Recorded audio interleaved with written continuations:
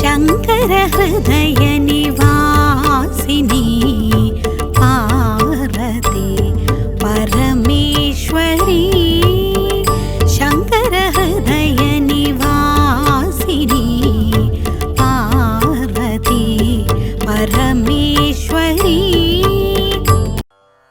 జై జగన్మాత దేవి బగళాముఖి. ఓం హ్రీం బగళాముఖి సర్వదుష్టానాం వాచం ముఖం పథం స్తంభయ జిహ్వాంకీలయ బుద్ధిం వినాశయ హ్రీం ఓం స్వాహ. ఓం హ్రీం బగళాముఖి సర్వదుష్టానాం వాచం ముఖం పథం స్తంభయ జిహ్వాంకీలయ బుద్ధిం వినాశయ హ్రీం ఓం స్వాహ. ఓం హ్రీం బగళాముఖి సర్వదుష్టానాం వాచం ముఖం పథం స్తంభయ జిహ్వాంకీలయ బుద్ధిం వినాశయ హ్రీం ఓం స్వాహ.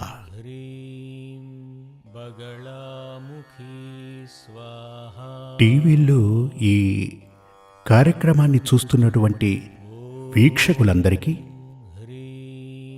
పలు రకాల ప్రశ్నలు, ఇది చూసిన వారికి వారి మనసులో ఏర్పడ్డ ప్రశ్నలకు, అంటే వాళ్ళ ఇళ్లల్లో జరిగే సంఘటనలను బేస్ చేసుకుని ప్రశ్నలను ఉత్తరాల ద్వారా ఈ సూర్యమంగళానికి పంపించి అడగటం జరిగింది.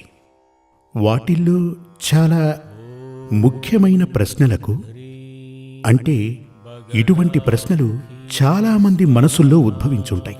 అలా ఉన్నటువంటి ముఖ్యమైన ప్రశ్నలకు మాత్రమే కొన్ని సమయాలలో నేను సమాధానమిస్తుంటాను. ఇప్పుడు ముఖ్యమైన కొన్ని ప్రశ్నలను కొందరు అడగటం జరిగింది.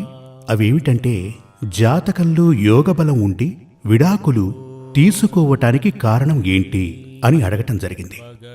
అంటే జాతకం చూసే కళ్యాణం జరిపించారు, కానీ వివాహం రద్దయింది.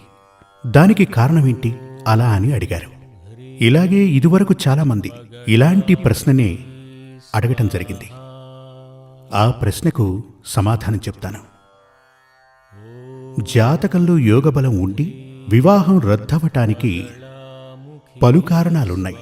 ఒకటి, మీరు జాతకాన్ని చూపించిన స్థలం, జాతకాన్ని పరిశీలించిన ఆ వ్యక్తి, ఆ ఆచార్యుడు సరిగ్గా శాస్త్రాన్ని చదివిన వారు అయ్యి ఉండరు. ఇప్పుడు మనం పంచాంగం అది చూస్తుంటాం కదా, పంచాంగం. ఆ పంచాంగంలో వివాహ నిబంధనలు అని రాసుంటాయి, 10 నిబంధనలు. రాశి, రాశి అధిపతి, వశ్య, మహీంద్ర, ఇలా 10 నిబంధనలు కనపడతాయి. అంతెందుకు, ప్రతి పంచాంగంలోనూ అవి కనపడతాయి. మీరు జాతకాన్ని తీసుకెళ్లి ఒక ఆచార్యునికి అప్పగించే ముందు శాస్త్రీయ విధానంలో జాతకాన్ని చూసే, అంటే జాతకాన్ని చూసి ఫలాన్ని మనకు చెప్పే విధానం గనక అతనికి తెలియకపోతే అతను ఏం చేస్తాడు అంటే, వెంటనే పంచాంగాన్ని చేతికి తీసుకుని రేవతీ నక్షత్రానికి అశ్విని నక్షత్రం ఎంతగా సరిపోతుందేంటో అందులో రాసుంటారు. దానిని చూసి ఆయన చెప్తారు, ఈ నక్షత్రానికి ఆ నక్షత్రం 8 విధాలా సరిపోతుంది, 10 విధాలా సరిపోతుంది అని చెప్పి మనకిచ్చేస్తారు. కొందరైతే మరి పర్సంటేజ్లు ఇస్తుంటారు. 75% సరిపోతుంది, 85% సరిపోతుంది అని చెప్పి రాసిస్తూ ఉంటారు. వీటిని నమ్మి వివాహం చేసుకుంటే చివరికి పెను ప్రమాదాలు కొని తెచ్చుకున్నట్టే. దానికో చిన్న ఉదాహరణ చెప్తాను. ఒక వివిఐపి నా దగ్గరికి ఆయన వచ్చి కళ్యాణానికి నన్ను ఆహ్వానించడానికి వచ్చారు, కళ్యాణ పత్రిక ఇవ్వడానికి వచ్చాడు. అప్పుడు నేను ఊరికే ఉంటే సరిపోయేది. ఉన్నా కూడా నేను అడిగాను, ఎప్పుడు పెళ్లి పెట్టుకున్నారు, ఎక్కడ పెళ్లి పెట్టుకున్నారు, ఇలాంటివన్నీ అడిగాను. ఎందుకంటే వారి జాతకం నా దగ్గర ఉంది. కానీ వివాహాన్ని ఫిక్స్ చేసిన కాలం, సమయం, ఆ వరుడి యొక్క జాతకాన్ని నేనెప్పుడూ చూడలేదు. అమ్మాయి జాతకం ఎలాగూ నా దగ్గరే ఉంది. మీ అమ్మాయికి పెళ్లి ఘడియలు రాలేదు, మరెందుకు వివాహం చేస్తున్నారు అని అడిగాను. ఎందుకంటే చాలా కాలం తరువాత నేను ఆయన్ని కలిశాను. లేదండి, అనుకోకుండా అలా ఫిక్స్ అయ్యింది. వాళ్ళ ఫ్యామిలీ జ్యోతిష్కుడు ఉన్నాడు, ఆయన దగ్గర చూపించి జాతకం సరిపోతుంది, 8 విధాలా బాగుంది, జాతకం చాలా బాగుంది అనగానే వివాహాన్ని ఫిక్స్ చేశాం అలా అని అన్నారు. అప్పుడు సరే ఓసారి ఆ జాతకం ఇవ్వండి చూస్తాను అనగానే ఆయన జాతకం ఇచ్చారు. ఆ జాతకాన్ని చూసినప్పుడు నేను అదే చెప్పాను, అవును 10 రకాలుగా కలుస్తోంది, 8 రకాలుగా కలుస్తోంది అని. కానీ ఈ పెళ్లి జరగకూడదు. ఏమిటి స్వామి, అన్నీ బాగున్నాయంటున్నారు, వివాహం జరగకూడదు అని చెప్తున్నారు. ఇప్పుడు వివాహానికి అన్ని ఏర్పాట్లు చేసేసుకున్నాం. నిశ్చయ తాంబూలం కూడా తీసుకోవడం జరిగిందన్నాడు. కానీ మీ అమ్మాయికి ఈ పెళ్లి జరగకూడదు అని చెప్పాను. అసలు ఎందుకు జరగకూడదు? ఒకటి, అమ్మాయికి ఇప్పుడు పెళ్లి ఘడియలు లేవు. ఇప్పుడు తన జాతకం ప్రకారం తాత్కాలికమైన సంబంధమే ఏర్పడుతుంది. కళ్యాణ ఘడియ లేదు కాబట్టి ఇప్పుడు కళ్యాణం జరపకండి. 1.5 సంవత్సరం తర్వాతే ఈవిడికి మాంగళ్య యోగం ఆరంభమవుతోందని చెప్పాను. అప్పుడు వారు, లేదు స్వామి, అందరికీ చెప్పేయటం జరిగింది, పత్రికలు కూడా పంచేశాం, మండపం బుక్ చేశాం, అందరికీ చెప్పేశాం, ఇప్పుడవి ఆపటం కుదరదు అని అన్నాడు. సరే, విధిరాతను ఎవరు మార్చగలరు అన్నాను. కొన్ని సమయాలలో విధిరాతను మార్చటం కుదరదు. తరువాత వాళ్ళు వెళ్ళిపోయారు. అప్పుడు వారు నన్ను అడిగుండొచ్చు, అసలు ఎందుకు ఈ వివాహం జరగదు అని. వారు అడగలేదు, నేను కూడా చెప్పలేదు. ఎందుకు జరగదంటున్నారని ఆయన అడగలేదు, నేను చెప్పలేదు. అన్నీ బాగున్నాయి, కానీ పెళ్లి చెయ్యకండి అని నేను చెప్పాను. వివాహం జరిగిపోయింది. వారు అనుకున్న సమయానికే చాలా గ్రాండ్గా పెళ్లి జరిగింది. నేను అప్పుడే ఆయనకు చెప్పటం జరిగింది, ఈ వివాహం జరిగితే మహా అయితే 6 మాసాలు, ఆ తర్వాత వారు విడిపోతారు అలా అని చెప్పాను. అప్పుడు వారు చాలా పెద్ద పార్టీ, అదే వివిఐపి అని చెప్పానుగా, అలా ఉండడం చేత నేను వారికి మరో విధంగా కూడా చెప్పాను. మీరు ఒక పత్రం తీసుకురండి, స్టాంప్ పేపర్, దాంట్లో రాసిస్తానని చెప్పాను. మీరు ఈ వివాహం ఆపు చేయండి అని చెప్పాను. అప్పటికింకా వివాహం జరగలేదు కదా, కేవలం నిశ్చయితాంబూలం మాత్రమే తీసుకున్నారు. దానిని ఏదో ఒకటి చెప్పి పోస్ట్ పోన్ చేయండి, స్టాప్ చేయండి. పోస్ట్ పోన్ కాదు, వద్దు. నా మాట వెళ్ళలేదు. ఇంకో రకంగా కూడా చెప్పాను. ఏ విధంగా చెప్పాను? మీరు ఒక స్టాంప్ పేపర్ తీసుకురండి, నేను దాంట్లో రాసిస్తాను, మీరు దాన్ని మీ పూజ గదిలో కానీ బెడ్రూమ్లో కానీ పెట్టుకుని రోజు చూసుకోండి అన్నాను. వీరికి వివాహం జరిగితే 3 మాసాలలో విడిపోతారు, మహా అయితే 6 మాసాలు, ఆ తర్వాత కలిసి ఉండరని చెప్పాను. ఇక్కడ మీరు ప్రత్యేకంగా గమనించవలసినది, వారి ఆచార్యులు చెప్పారు జాతకం కలిసిందని. నేను జాతకం కలిసిందనే చెప్తున్నాను, 8 విధాలా కలిసిందని చెప్పాను. కానీ ఆ వివాహం గ్రాండ్గా జరిగింది. అమ్మాయి పెళ్ళయిన తర్వాత ఫారెన్ వెళ్ళిపోయింది. 3 నెలలు గడిచాక అమ్మాయి తిరిగి వచ్చేసింది. అత్తగారింట్లో చెప్పకుండా, భర్తకు చెప్పిందో లేదో ఆ విషయం నాకు తెలియదు. అమ్మాయి వచ్చేసింది. వెంటనే నాకు ఫోన్ చేశారు, స్వామి ఏం జరిగిందో తెలియట్లేదు, అమ్మాయి తిరిగి వచ్చేసింది అని. ఏం జరిగిందో చెప్పట్లేదు, నాకతనితో సంబంధం వద్దు అని చెప్తోంది అన్నారు. నేనన్నాను, మీరమ్మాయిని ఇక్కడికి తీసుకురండి అని. వారు అమ్మాయిని తీసుకువచ్చారు.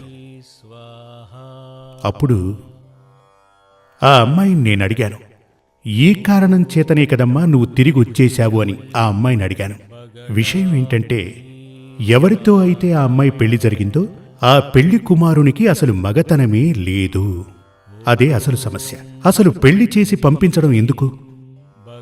కామశాంతిని పొందుటకు కదూ. 8 విధాలా సరిపోయినటువంటి ఆ జాతకంలో కామశాంతి లేనేలేదు. ధన భాగ్యం గురించి అసలు చెప్పనేలేదు. సంతాన భాగ్యం గురించి లేనేలేదు. రాశాధిపత్యం వశ్యం అని చెప్పబడిన ఆ జాతకంలో సంతాన భాగ్యం ఉందా, కామశాంతి ఉందా, ధనభాగ్యం ఉందా? ఈ 3 గురించి అసలు లేనేలేదు. జీవితంలో ఈ 3 చాలా ముఖ్యం కదా.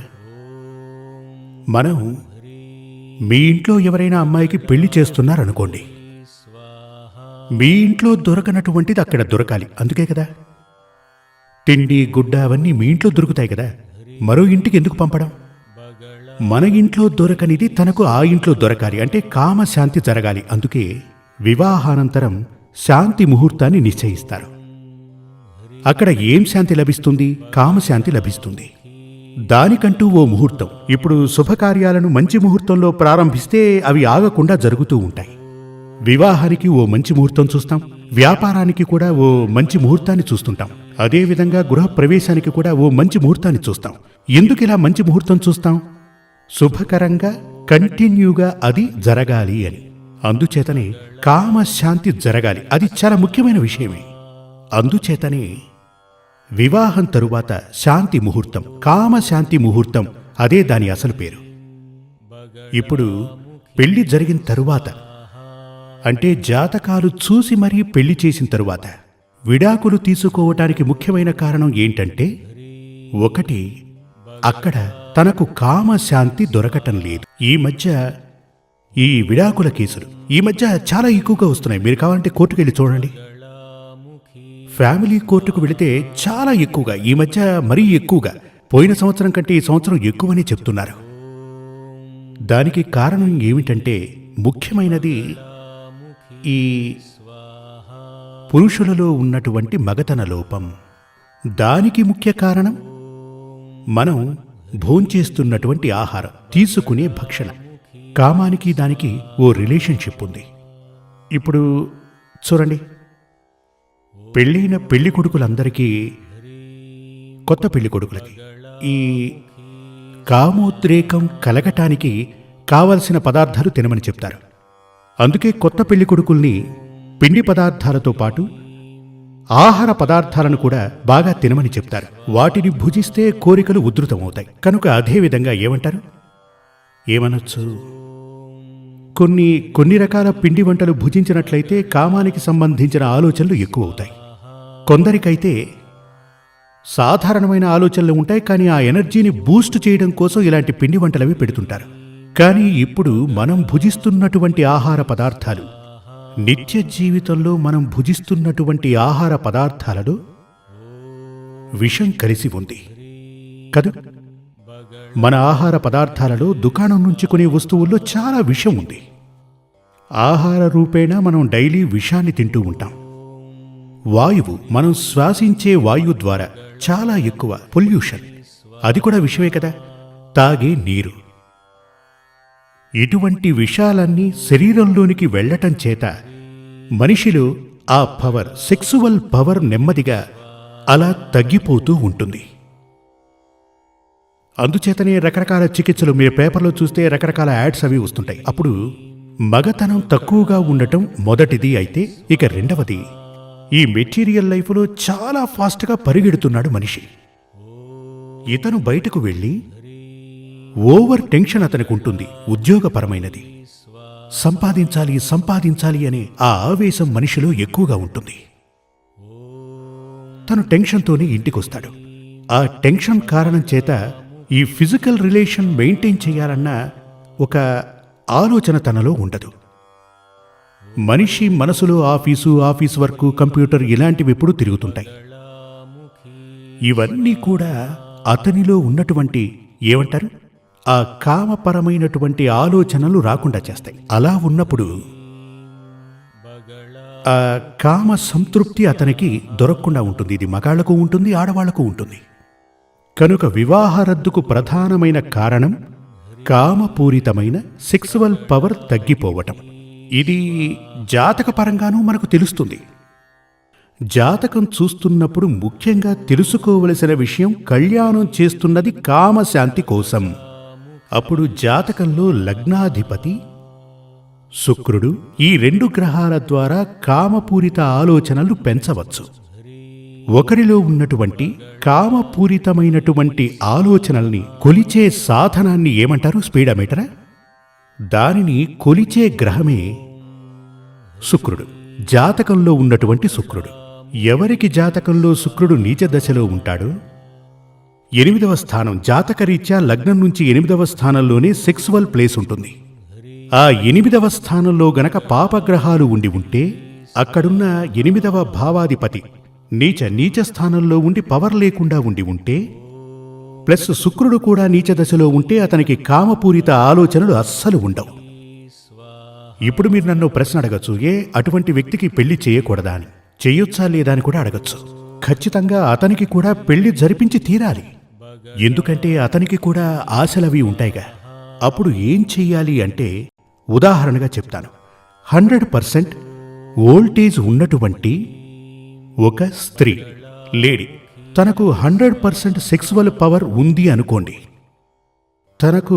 తనకన్నా 100% ఎక్కువగా ఉన్నటువంటి పురుషునితోనే వివాహం జరిపించాలి. ఎప్పుడూ కూడా స్త్రీ కన్నా కామపూరిత ఆలోచనలు ఎక్కువగా ఉన్న పురుషుని జాతకంతో జత చేస్తేనే అక్కడ సంపూర్ణంగా సెక్సువల్ లైఫ్, దాంపత్య జీవితం సంతోషకరంగా ఉంటుంది. వివాహం చేయటానికి జాగ్రత్తగా గమనించాల్సింది ఇదే. ఇదివరకే చెప్పాను, జాతకంలో క్షుణ్ణంగా పరిశీలించవలసినది కామశాంతి, ధనప్రాప్తి, అదేవిధంగా సంతానం. ఈ మూడు చెప్పాలంటే నక్షత్రాలు అవి చూసే వారికి పెళ్లి ఫిక్స్ చేస్తూ ఉంటారు, అందులో అవి తెలియవు. ఇవి జాతకరీత్యా ఆ గదులవి చూస్తేనే క్షుణ్ణంగా తెలుస్తుంది. స్త్రీ జాతకం ప్రకారం, పురుష జాతకం ప్రకారం ఆ ప్లానెటరీ పొజిషన్, గ్రహాల స్థానం క్షుణ్ణంగా పరిశీలించి వాటి ద్వారానే జాతకంలోని పొంతనలు అన్వేషించాలి. అలా గనక పొంతన చూసినట్లయితే ముందుగా చూడవలసింది కామశాంతి సంపూర్ణంగా లభిస్తుందా. ఇక రెండవది సంతాన భాగ్యం, ఆ పైన ధనభాగ్య సిద్ధి. ఇప్పుడు ఏ విధంగా కామశాంతి తనకు లభించినా, సంతానయోగం ఉన్నా, ధనభాగ్య యోగం తనకు లేకపోతే కొందరంటారు ఇక చాలే పోవయ్యా అని. కదూ, ఈ కాలంలో ధనం ముఖ్యం కదా. మీకు సంతోషం ఉంది, సంతానం ఉంది, అన్నీ ఉన్నాయి. కానీ ధనం లేకపోతే ఎలా బ్రతకగలరు? ధనం ఎలా వస్తుంది? భర్తే సంపాదించి తీసుకురావాలి కదా. కొందరైతే చాలా సంతోషంగా ఉంటారు, వివాహానికి ముందు వ్యాపారం చేసుకుంటూ ఉంటారు, చాలా గొప్పగా బ్రతుకుతుంటారు, సకల సౌభాగ్యాలు కలిగి ఉంటారు. కానీ వారికి వివాహం జరిగాక బెలూన్ని, గాలి ఊదిన బెలూన్ని సూదితో గుచ్చితే తుస్సన్నట్టు అతని ధనభాగ్య యోగం మాయమవుతుంది. దీనికి కారణం ఏంటంటే దరిద్రయోగం ఉన్నటువంటి అమ్మాయి జాతకం కలవటమే. జీవితమని చెప్పబడినది ఓ కుటుంబం. భార్య, భర్త వీళ్ళు కలిశాక వారికి సంతాన ప్రాప్తి కలగటం, వీరందరూ ఉండటమే కుటుంబమని చెప్తుంటారు. ఈ కుటుంబం అని చెప్పే దాంట్లో ఉండవలసిన భాగ్యాలు, దౌర్భాగ్యాలు, ఇప్పుడు భార్యాభర్తలు వారిద్దరి జాతకం ప్రకారమే ఆ కుటుంబం అనే బండి నడుస్తూ ఉంటుంది. ఇక వివాహం జరిపించేది సంతోషంగా బ్రతకడానికి. అక్కడ సంతాన భాగ్యం ఉండాలి, ధనభాగ్యం ఉండాలి, ముఖ్యంగా కామశాంతి ఉండాలి. కామపు ఆలోచన ఇచ్చింది ఈశ్వరుడే. కామం మనుషులకే కాదు జంతువుల్లోనూ ఉంటుంది, అది లేకపోతే సృష్టే లేదు. లోపం కామశాంతి లేకపోవడం, కాని అది సంతోషకరంగా ఉండి తీరాలి. జై జగత్మాతాదేవి బగళాముఖి. నేను చెప్పేది మీకు అర్థం కావాలి. అర్థం కావటానికి ఆ తల్లి మీకు జ్ఞానం ఇవ్వాలి. శ్రీ సూర్యమంగళం అద్వైత వేద విద్యాపీఠంలో తాంత్రిక పూజల్లో సిద్ధహస్తులైన ఎందరో ఆచార్యులు అమావాస్య, పౌర్ణమి రోజుల్లో ప్రత్యేక యాగాలు నిర్వహిస్తారు. ఈ యాగాల్లో పాల్గొనడం ద్వారా తల్లి శ్రీ బగళాముఖీదేవి అనుగ్రహం వల్ల సర్వదోషాలూ పోయి సకల సౌభాగ్యాలు మనకు కలుగుతాయి. శ్రీ సూర్యమంగళం అద్వైత వేద విద్యాపీఠం జ్యోతిష్యం, ప్రశ్నలు, వాస్తు, తాంత్రిక పూజలు మరియు వేదయాగాలు నిర్వహిస్తారు. సంప్రదించవలసిన నంబర్ 7305442299 7305442299. చెన్నై, కోయంబత్తూర్, బెంగళూరు, హైదరాబాద్, విజయవాడ, ఢిల్లీ, ముంబై, తిరునల్వేలి, టెక్సాస్.